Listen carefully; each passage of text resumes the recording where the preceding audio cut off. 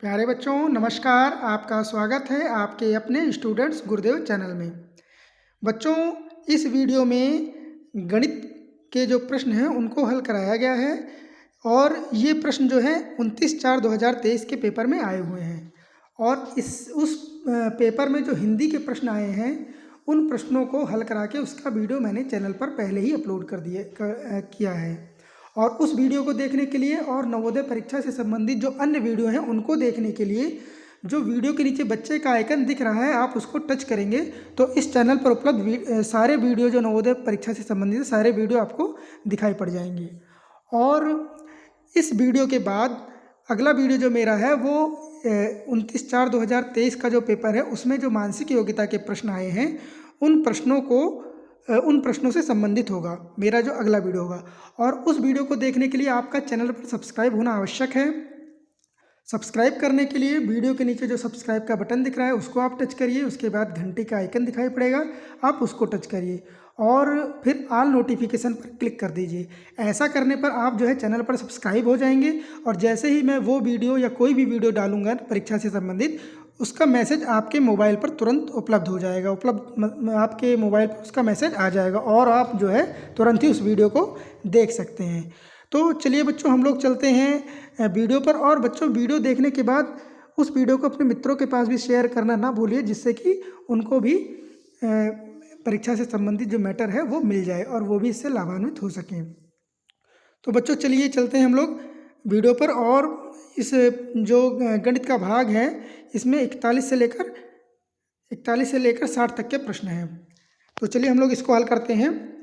प्रश्न 41 है, संख्या जो 4 या अधिक अंकों की है 8 से भाज्य है यदि, इसमें 4 विकल्प दिए हैं, संख्या सम है, अंतिम अंक 8 से भाज्य है, अंतिम 2 अंक 8 से भाज्य हैं, अंतिम 3 अंक 8 से भाज्य हैं। तो इस प्रश्न को हल करने के लिए आपको 8 से विभाज्यता का नियम पता होना चाहिए और उसको मैंने देखिए नीचे लिख दिया है। 8 से विभाज्यता का नियम क्या है कि संख्या के अंतिम 3 अंक अर्थात इकाई, दहाई तथा सैकड़ा से बनने वाली संख्या 8 से भाज्य होती है। तो इसमें जो चारों विकल्प हैं इसमें जो विकल्प डी है ये आपका सही उत्तर है कि अंतिम 3 अंक 8 से विभाज्य है। हम लोग चलते हैं अगले प्रश्न पे। अगला प्रश्न है 5 सेंटीमीटर को किलोमीटर में लिखते हैं। विकल्प है 0.005 किलोमीटर, 0.0005 किलोमीटर, 0.00005 किलोमीटर, 0.00005 किलोमीटर। इसका हल भी मैंने नीचे लिख दिया है कि 1 लाख सेंटीमीटर जो बराबर होता है ये 1 किलोमीटर के बराबर होता है। तो 1 सेंटीमीटर कितने के बराबर होगा? 1 सेंटीमीटर जो आपका 1 सेंटीमीटर जो होगा ये होगा 1/1 लाख। और इसका मतलब ये है कि जब 1 को 1 लाख से भाग करेंगे या आप ये देखिए इसको जब हम लोग दशमलव में परिवर्तित करेंगे तो कितना आंसर आएगा? 0.00001 किलोमीटर। और ये जो विकल्प ये तो 1 सेंटीमीटर का हो गया और हमको निकालना कितना है? 5 सेंटीमीटर। तो 5 सेंटीमीटर जो हो जाएगा वो हो जाएगा 0.00005 किलोमीटर। इसका मतलब विकल्प हमारा जो सी है ये सही है। चलते हैं अगले प्रश्न पे। अगला प्रश्न 43वां प्रश्न है, निम्नलिखित में से कौन सी संख्या 3, 4, 5 तथा 6 से विभाज्य है? 36, 60, 80, 90। तो हमको इस प्रश्न में क्या करना है? इस प्रश्न में हमको लासा लेना है। तो लासा हमको जो है ये 3, 4, 5 और 6 का लेना है। तो 3, 4, 5 और 6 का लासा जब हम लेंगे इस प्रकार से, देखिए लासा निकाल के मैंने दिखा रखा है, तो इसका लासा जो है वो 60 आएगा। तो इसका मतलब ये है कि जो 60 है ये 3 से, 4 से, 5 से और 6 से विभाज्य होगी। चलते हैं अगले प्रश्न पे। अगला प्रश्न है प्रश्न 44वां है, 4.239 को 9 से भाग करने पर प्राप्त होता है। क्या प्राप्त होता है? 0.471, 4.71, 47.1 या 471। तो इस प्रश्न का जो हल है वो मैंने नीचे कर रखा है। इसको देखिए कैसे हल करेंगे। 4.239 को भाग करेंगे 0.9 से। अब देखिए 4.239 को इसका दशमलव हटाने के लिए हमको 1000 से इसको गुणा करना पड़ेगा और ये हो जाएगा 4239। तो इसी प्रकार से जो नीचे 0.9 है इसको भी हम 1000 से गुणा करेंगे तो ये हो जाएगा 900। और इसके बाद देखिए 9 से जो है अगर हम 4239 को भाग करते हैं तो हमको मिलता है 471। लेकिन इसमें प्रश्न में तो 900 से भाग करना है, तो 900 का मतलब ये हो गया कि 9 गुणे 100, तो 9 से भाग करने पर हमको 471 मिला है, और 471 को 100 से भाग कर देंगे तो हमको 4.71 मिल जाएगा। इसका मतलब ये है कि हमारा विकल्प जो बी है वो सही है। विकल्प बी में हमारा जो है 4.71 आ रहा है, यही हमारा उत्तर होगा। चलते हैं अगले प्रश्न पे। अगला प्रश्न है 45वां। मेरी घड़ी पर समय 7:05 प्रातः है, यह 25 मिनट आगे है, सही समय है। तो 4:05 से अगर हम 25 मिनट पहले का समय देखें, या 7:05 में से 25 मिनट घटाएंगे तो हमको क्या मिलेगा, हमको 6:40 प्रातः मिलेगा। मतलब हमारा जो विकल्प सी है ये हमारा सही है। चलते हैं अगले प्रश्न पे। अगला प्रश्न है 80 विद्यार्थियों का एक समूह पिकनिक पर गया है। इस समूह में 20% विद्यार्थी लड़कियां हैं तथा शेष लड़के हैं। इसमें कितनी और लड़कियां सम्मिलित की जाएं कि समूह में लड़के 70% हो जाएं। देखिए 80 विद्यार्थियों का समूह पिकनिक पर गया है। इस समूह में 20% विद्यार्थी लड़की हैं तथा शेष लड़के हैं। लड़के मतलब कितने हैं, लड़के 80% हैं। अब कहा यह जा रहा है, नई शर्त यह है कि इसमें कितनी लड़कियां और सम्मिलित की जाएं कि समूह में लड़के 70% हो जाए। मतलब लड़के जो हैं वो 70% हो जाएं और लड़कियां जो है वो 30% हो जाएं, ये कहा जा रहा है। तो इसको देखिए हम लोग इसको कैसे हल करेंगे। लड़कियां कितनी हैं, 80%। 80% लड़कियां जो है वो कितनी हैं, जो 80 है उसका 20% है, और लड़के कितने हैं, लड़के 80 का 80% हैं। नई संख्या क्या वो बता रहे हैं, प्रश्न में क्या बताई गई है कि नई संख्या में लड़के जो हैं वो 80 का 70% हो जाएंगे और लड़कियां जो हैं वो 80 का 30% हो जाएंगी। तो आप ये देखिए कि लड़कियां जो हैं, लड़कियां कितनी बढ़ गई हैं। लड़कियां पहले थी 80 का 20% और अब कितनी हैं लड़कियां, 80 का 30%। मतलब लड़कियां कितनी बढ़ गई हैं, लड़कियां 80 का 10% बढ़ गई हैं। तो इसका मतलब ये है कि 80 का 10% हम निकाल लेंगे तो वही जो है बढ़ी हुई संख्या हो जाएगी। तो 80 का 10%, देखिए यहाँ पे निकाल रखा है 80 गुणे 10/100, तो कितना आएगा, 8 आएगा। तो इसका मतलब ये जो है लड़कियां जो कितनी और लड़कियां जो उसमें बढ़ाई जाएंगी, 8 लड़कियां और शामिल कर ली जाएंगी तो वो 30% हो जाएंगी। इसका मतलब विकल्प जो आपका डी विकल्प जो है ये आपका सही है। हमारा डी विकल्प जो है ये सही है। चलते हैं अगले प्रश्न पे। अगला प्रश्न है 47वां। 1250 मीटर लंबी एक रेलगाड़ी 2 मिनट में 1 किलोमीटर की दूरी तय करती है। यह रेलगाड़ी दूसरी खड़ी रेलगाड़ी को 4 मिनट में पार कर लेती है। खड़ी रेलगाड़ी की लंबाई है। तो इसमें देखते हैं, इसमें 4 विकल्प दिए हैं, 1250, 500 मीटर, 750 मीटर, 1000 मीटर। इसको भी मैंने नीचे हल कर रखा है। रेलगाड़ी की चाल जो है वो जानते हैं आप लोग कि दूरी बटे समय होती है। मतलब 1000 मीटर की दूरी वो 2 मिनट में चलती है। तो इसकी चाल कितनी हो जाएगी, इसकी चाल हो जाएगी 1000 को 2 से भाग करेंगे तो 500 हो जाएगा। तो 500 मीटर प्रति मिनट जो है रेलगाड़ी की चाल हो गई है। इसका मतलब ये है कि 1 मिनट में जो 500 मीटर चलती है, तो 4 मिनट में कितनी दूरी रेलगाड़ी तय करेगी, 2000 मीटर तय करेगी। 2000 मीटर का मतलब 2 किलोमीटर आप मान सकते हैं। और खड़ी रेलगाड़ी की लंबाई कितनी हो जाएगी, तो खड़ी रेलगाड़ी की लंबाई हो जाएगी 2000 और माइनस गतिशील रेलगाड़ी की लंबाई। तो 2000 में से जो है गतिशील लंबाई रेलगाड़ी की लंबाई कितनी है, 1250 है। 2000 में से 1250 मीटर घटाएंगे तो कितना आएगा, 750 मीटर आएगा। इसका मतलब जो विकल्प सी हमारा ये सही है। हमारा विकल्प सी जो है ये सही है। चलते हैं अगले प्रश्न पे। अगला प्रश्न है, रहीम ने दिनेश से 10% अंक अधिक प्राप्त किए। जॉर्ज ने रहीम से 25 अंक कम प्राप्त किए। सभी तीनों के अंकों का योगफल 235 है। जॉर्ज ने अंक प्राप्त किए, कितने प्राप्त किए, 80, 65, 90 या 75। इस प्रश्न को भी मैंने नीचे हल कर रखा है, इसको देखते हैं हम लोग। दिनेश के अंक जो है हमने मान लिया कि दिनेश के x अंक हैं। अब प्रश्न के हिसाब से रहीम के अंक कितने हैं, रहीम के अंक दिनेश के अंक से 10 ज़्यादा है। इसका मतलब ये है कि रहीम के अंक कितने हो जाएंगे, रहीम के हो जाएंगे x-10 हो जाएंगे, क्योंकि दिनेश के x हैं तो दिनेश से 10 ज़्यादा है तो रहीम के हो जाएंगे x-10। अच्छा, जॉर्ज के अंक प्रश्न में कितना बता रखा है, जॉर्ज में ये बता रखा है, जॉर्ज के अंक बता रखा है कि रहीम के अंक से जॉर्ज का अंक कितना कम है, 25 अंक कम है। तो रहीम का अंक है ये x-10, तो x-10 में से हम 25 घटा देंगे तो x, तो ये कि x-10 ऋण 25 जो है वो क्या हो जाएगा, x-10 10 और ऋण 25। और जो इसमें देखिए ये जो 10 है ये धन का है और 25 जो है ये ऋण का है, तो दोनों का अंतर निकाल लेंगे। 25 में से 10 घटा देंगे तो बचेगा 15 बच जाएगा। तो हो क्या जाएगा, x ऋण 15 हो जाएगा। तो जार्ज का अंक कितना हो गया, x ऋण 15 हो गया। अब तीनों अंकों का योग जो प्रश्न में दिया गया है कितना है, वो है 235।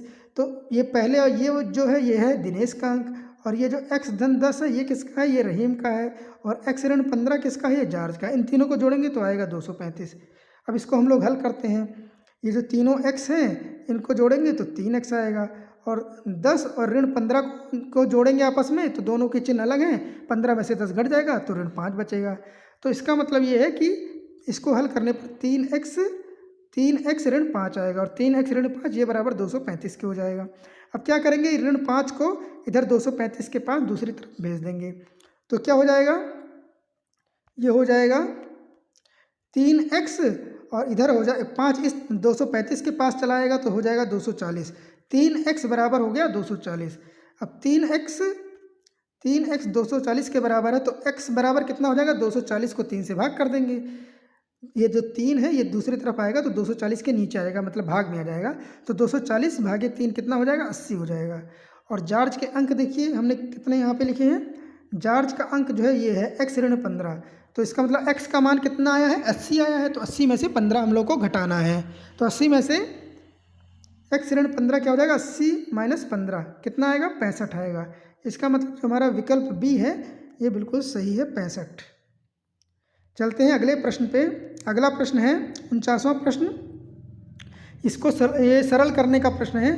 तो इसमें क्या दिया है, 10 गुणे 10 धन ब्रैकेट में दिया है 400 भागे एक और दूसरा ब्रैकेट है 100 ऋण 50 ऋण 3 गुणे 10, इसके ऊपर खड़ा वाला ब्रैकेट है, ऊपर लाइन वाला रेखा ब्रैकेट है। इसको सरल करने पर प्राप्त होता है, क्या प्राप्त होता है, 265 प्राप्त होता है। 65 310 की 105। अब हम लोग इसको हल करते हैं। देखिए कैसे हल करेंगे। सबसे पहले क्या करते हैं, सबसे पहले जो है रेखा ब्रैकेट जो है इसको हल करेंगे हम लोग। 3 गुणे 10 तो कितना आ जाएगा, 30 आ जाएगा। और फिर इसके बाद जो सबसे अंदर वाला ब्रैकेट है, सबसे अंदर वाला ब्रैकेट कौन सा, ये 50 ऋण 30 है। इसको हल करेंगे तो 50 ऋण 30 को हल करेंगे तो क्या आ जाएगा हमारा, ये 20 आएगा, ऋण 20। क्योंकि 50 ऋण 30 वाले ब्रैकेट के आगे ऋण का चिन्ह लगा है, इसलिए ऋण 20 हो जाएगा। अब हम किसको हल करेंगे, अब हम लोग हल करेंगे इसको 100 ऋण 20 को। तो 100 ऋण 20 को हल करेंगे तो कितना आएगा, तो हमारा ये आ जाएगा 80। ठीक है। अब इसके बाद हम क्या हल करेंगे, अब हम लोग हल करेंगे इसको 400 भागे 80। 400 को 80 से भाग करेंगे तो कितना प्राप्त हो जाएगा हमको, तो हमको प्राप्त हो जाएगा ये 5। और आगे जो है, आगे वाला पोर्शन क्या है, 10 गुणे 10 तो 10 गुणे 10 तो 100 हो जाएगा। तो 100 में 5 जोड़ेंगे तो कितना हो जाएगा, 105। और ये 105 किस विकल्प में है, विकल्प डी में है। तो हमारा विकल्प डी जो है ये बिल्कुल सही है। चलते हैं अगले प्रश्न 50वें प्रश्न पे। 50वां प्रश्न है कि 360 ग्राम 3 किलोग्राम का कितना प्रतिशत है, 12%, 15%, 18% या 21%। तो इसको हम लोग हल करते हैं। 360 ग्राम, अब 3 किलोग्राम को हमने ग्राम में बदल लिया। 360 ग्राम 3000 ग्राम का कितना प्रतिशत है, तो इसको निकालने के लिए 360 को ऊपर रखेंगे और 3000 ग्राम से भाग करके गुणा 100 कर देंगे, क्योंकि प्रतिशत निकालना है। तो क्या हो जाएगा, 360 बटे 3000 गुणे 100। तो ये जो नीचे 3000 के बगल जो 3000 में कि 3 जीरो है, इससे क्या हो जाएगा, इससे हम लोग 3 जीरो, इन 3 जीरो को ये 2 जीरो से और ऊपर 1 जीरो ये इसको काट देंगे तो बचेगा कितना, 36 बटे 3 बचेगा। और 36 को 3 से भाग करेंगे तो 12 आ जाएगा, 12%। मतलब विकल्प ए जो है हमारा ये सही है, विकल्प ए सही है। चलते हैं अगले प्रश्न पे, 51वें प्रश्न पे। इसमें दिया है कि एक वस्तु के क्रय मूल्य और विक्रय मूल्य का अंतर 240 है। यदि लाभ 20% है तो विक्रय मूल्य है रुपये 1200, रुपये 1440, रुपये 1800, रुपये 2440। इस प्रश्न को हम लोग हल करते हैं। इसमें एक सूत्र होता है कि लाभ प्रतिशत जो होता है वो लाभ बटे क्रय मूल्य गुणे 100 होता है। तो लाभ प्रतिशत प्रश्न में कितना दिया हुआ है, ये 20 दिया हुआ है। लाभ हमको कितना हो रहा है, लाभ हमको 240 का हो रहा है। और विक्रय मूल्य जो है यही हमको, पहले हम लोग विक्रय मूल्य निकालेंगे, अरे क्रय मूल्य निकालेंगे तब विक्रय निकलेगा। तो यहाँ से हम लोग क्रय मूल्य निकालेंगे, क्रय मूल्य गुणे 100, ये आपका सूत्र है। तो हमको क्या करना है, ये क्रय मूल्य निकालने के लिए क्रय मूल्य को हमको इस तरफ रखना है, और जो ये 20 है इसको हम लोग क्रॉस मल्टीप्लिकेशन जो होता है उस प्रकार से हम लोग कर लेंगे। इसका मतलब ये है कि क्रय मूल्य बराबर क्या हो जाएगा, क्रय मूल्य बराबर होगा 240/20 और गुणे 100। यहाँ पर हम लोग इसको हल कर लेते हैं, 20 और 100 को काटेंगे तो ऊपर 5 आ जाएगा, और 240 को 5 से गुणा करेंगे तो आ जाएगा 1200। मतलब क्रय मूल्य जो है वो कितना आ गया, 1200। और विक्रय मूल्य कैसे निकलेगा, क्योंकि प्रश्न में देखिए लाभ लिखा हुआ है, तो इसलिए विक्रय मूल्य का मतलब ये है कि विक्रय मूल्य निकालने के लिए क्रय मूल्य में लाभ को जोड़ लेंगे। क्रय मूल्य हमारा कितना है, 1200 है, और लाभ कितना है, 240 है। इसको जोड़ लेंगे तो हो जाएगा 1440।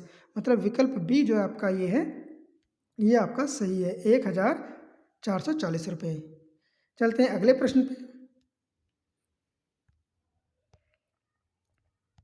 अगला प्रश्न है, एक पानी की टंकी की लंबाई, चौड़ाई और ऊंचाई क्रमशः 11 मीटर, 10 मीटर व 9 मीटर है।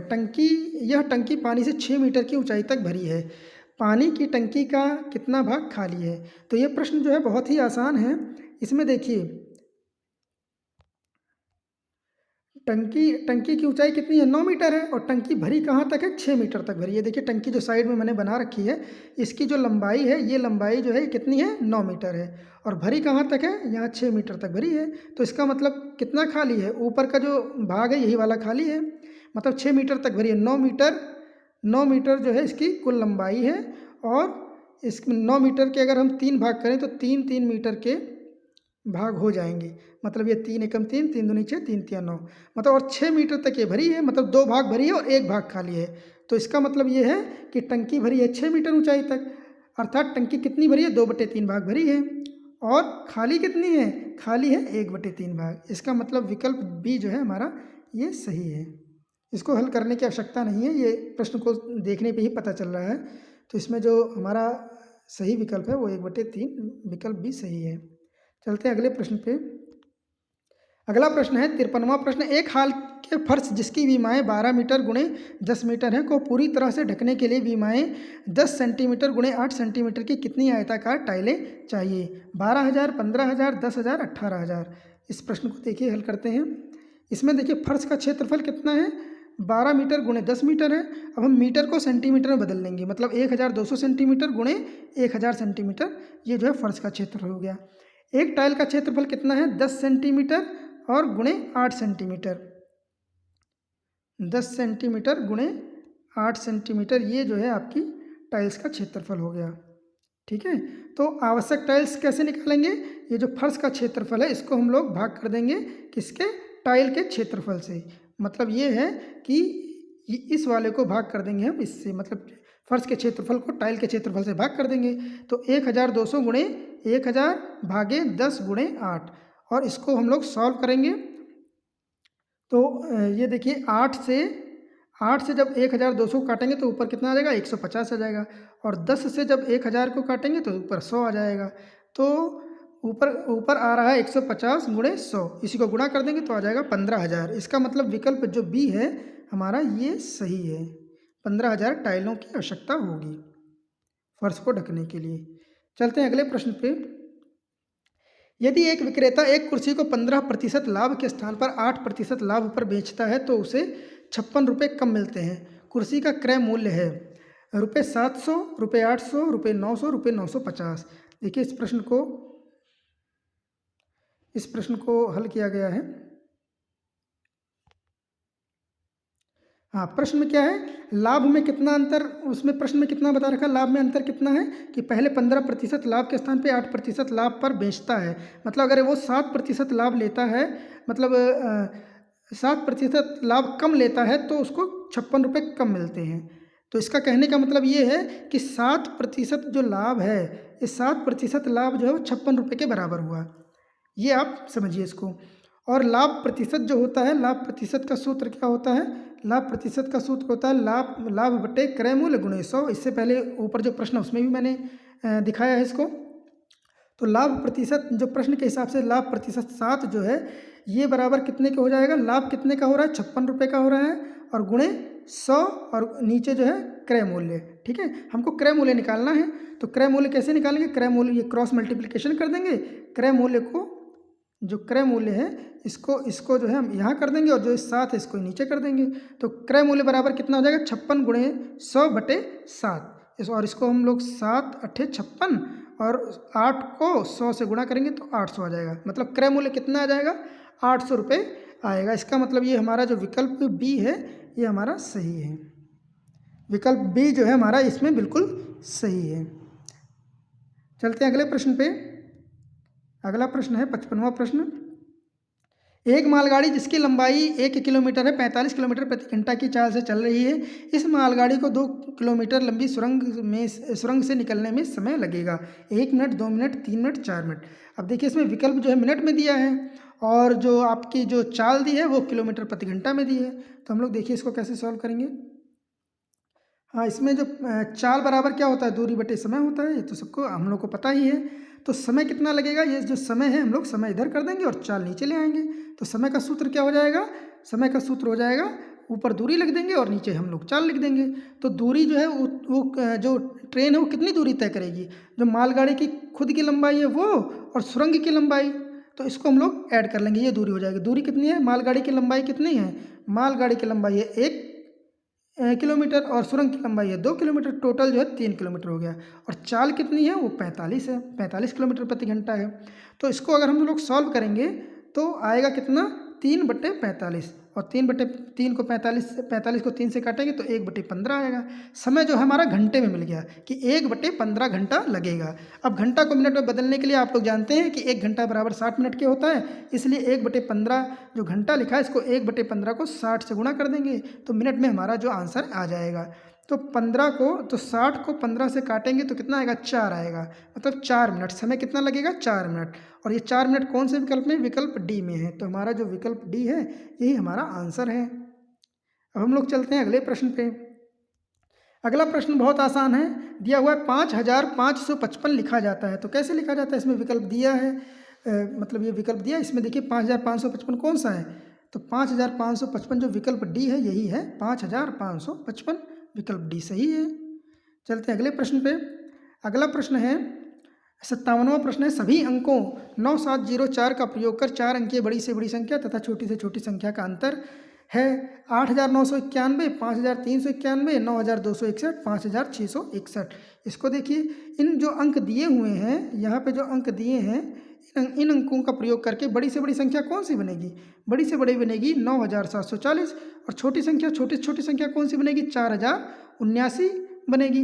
तो 9740 में से 4079 घटाएंगे तो 5661 हमको प्राप्त होगा। और ये हमारे कहाँ पर है? ये हमारा विकल्प डी में दिया हुआ है। हमारा विकल्प डी सही है। चलते हैं अगले प्रश्न पे। अगला प्रश्न है 2 संख्याओं का योगफल 8 तथा उनका गुणनफल 15 है। इनके व्युत्क्रमों का योगफल क्या होगा? 8/15, 15/8, 23, 7। तो ये प्रश्न इसको थोड़ा सा दिमाग से लगाना पड़ेगा कि जो है इसमें क्या दिया हुआ है। इसमें दिया है कि योगफल 2 संख्याओं का योगफल कितना है? 8 और गुणनफल 5 है। तो दिमाग हम लोग थोड़ा सा लगाएंगे तो हमको जो है प्राप्त हो जाएगी संख्याएं। कौन सी संख्या प्राप्त होगी? 3 और 5। इन दोनों को जोड़ेंगे तो योगफल 8 आ जाएगा। इन दोनों को गुणा करेंगे तो हमको 15 मिल जाएगा। अब जो संख्याएं हमको मिली है, संख्याएं हमको जो 3 और 5 मिली हैं, इनका व्युत्क्रम जो है कितना हो जाएगा? इनका व्युत्क्रम हो जाएगा 1/3 और 1/5। और 1/3 और 1/5 को जोड़ेंगे तो 3 और 5 का लासा लेंगे तो आएगा 15। ठीक है। और ऊपर जो है, ऊपर यहाँ पर इस 1 को हम लोग 5 से गुणा करेंगे और इस 1 को हम लोग 3 से गुणा करेंगे तो ऊपर 5 और 3 प्राप्त होगा। तो 5 और 3 को जोड़ेंगे तो मिलेगा 8 और नीचे है 15। मतलब हमारा आंसर कितना आएगा? 8/15। और ये 8/15 कहाँ पर है? ये है विकल्प ए में। तो हमारा विकल्प ए बिल्कुल सही है। हम लोग चलते हैं अगले प्रश्न पे। प्रश्न 59वां है। इसमें दिया है 2 की घात 2 गुणे 3 की घात 2 गुणे 5 की घात 5। ये पहली संख्या है। दूसरी संख्या है 2 की घात 3 गुणे 3 की घात 2 गुणे 5 की घात 2 गुणे 7। तीसरी संख्या है 2 की घात 4 गुणे 3 की घात 4 गुणे 5 गुणे 7 की घात 2 गुणे 13 का महत्तम समापवर्त है। और 4 विकल्प इसमें दिए हैं। तो महत्तम समापवर्त आप लोग जानते हैं, गुणनखंड विधि से जब हम लोग महत्तम समापवर्त निकालते हैं तो उसमें देखते हैं कि जो गुणनखंड सब में होता है वही लिया जाता है। तो इसको देखिए, यहाँ पर जो पहला इसमें जो संख्या दिया है उसको जो है यहाँ पर मैंने विस्तार से लिख दिया है, तो विस्तार से लिखने पर वो ये जो है ऐसे बनेगा, और दूसरी वाली संख्या को विस्तार से लिखने पे ये बनेगा, तीसरी संख्या को विस्तार से लिखने पे ये बनेगा। अब हम लोग देखते हैं कि इसमें जो है 2 की घात 2 ही है, मतलब इसमें दो के 2 गुणनखंड हैं, और तो इसका मतलब ये है कि 2 के 2 गुणनखंड है, तो 2 के 2 ही गुणनखंड हमको सब में लेने पड़ेंगे। इसमें भी हमने ले लिया और इसमें भी ले लिया, ठीक है। अब देखते हैं कि 3 के 2 गुणनखंड, इसमें 3 के 3 गुणनखंड हैं, लेकिन इसमें 2 ही हैं, तो इसका मतलब सब में हमको 3 के 2 ही गुणनखंड लेने पड़ेंगे। तो ऊपर वाले में भी 3 के 2 गुणनखंड लिए, 3 गुणे 3, और नीचे भी 3, बीच वाले में भी 3 गुणे 3 और नीचे भी 3 गुणे 3 लिया हमने, ठीक है। फिर इसके बाद तीसरा गुणनखंड जो है 5 वाला देखते हैं, तो 5 वाला देखिए जो नीचे वाले में यहाँ पर केवल एक ही 5 है, तो इसका मतलब हमको एक ही 5 लेना है। तो बीच वाले में भी हमने एक 5 लिया और ऊपर वाले में भी हमने एक 5 लिया। और इसके बाद हम ये देखते हैं कि 7 जो है, 7 इसमें तो है और इसमें भी है, लेकिन ऊपर वाले में 7 नहीं है, और 13 भी जो है इसमें भी नहीं है और इसमें भी नहीं, इसका मतलब 7 और 13 लेना ही नहीं है। तो हमको क्या, तो जो गुणनखंड ऐसे जो सब में है वो कौन कौन से हैं, 2 गुणे 2 ये सब में है, 3 गुणे 3 ये सब में और 5 सब में है। और इसको अगर मतलब वैसे लिखेंगे हम लोग घात लगाकर, तो 2 की घात 2, 3 की घात 2 और 5, यही हमारा जो है महत्तम समापवर्त है। और ये किस विकल्प में है, ये विकल्प डी में है, ये विकल्प जो डी है इसी में है, 2 की घात 2, 3 की घात 2 और गुणे 5, ठीक है। तो विकल्प डी हमारा सही है। और दूसरे तरीके से भी आप इस तरीके से भी देखिए, महत्तम समापवर्तक में तीनों में से सबसे कम घात वाली संख्या को लिखते हैं। तो 2 की सबसे कम घात कहाँ पर है, 2 की घात 2 है। तीनों में आप देखेंगे 3 की सबसे कम घात कितनी है, 3 की घात 2 है ये भी। और 5 की सबसे कम घात क्या है, वो है खाली 5, एक जो इसमें विकल्प है इसमें खाली 5 है। और 13 और 7 ये तीनों में है ही नहीं, तो 13 और 7 नहीं लिया जाएगा। इसका मतलब हमारा आंसर कितना हो जाएगा, 2 की घात 2, 3 की घात 2 और 5, मतलब विकल्प डी जो है ये हमारा आंसर है। तो विकल्प डी जो है हमारा आंसर है। चलते हैं अगले प्रश्न पे। अगला और अंतिम प्रश्न है 60वां प्रश्न। यदि 3 क्रमागत संख्याओं का योगफल 15 है तो बीच वाली संख्या का वर्ग होगा 16, 25, 36, 49। कभी भी इस प्रकार का प्रश्न आएगा जिसमें 3 क्रमागत संख्याओं का योग दिया रहेगा, तो उसको हम लोग बीच वाली संख्या को प्राप्त करने के लिए क्या करेंगे, बीच वाली संख्या को प्राप्त करने के लिए जो योग होगा उसको हम 3 से भाग कर देंगे, तो बीच वाली संख्या हमको प्राप्त हो जाएगी, ठीक है।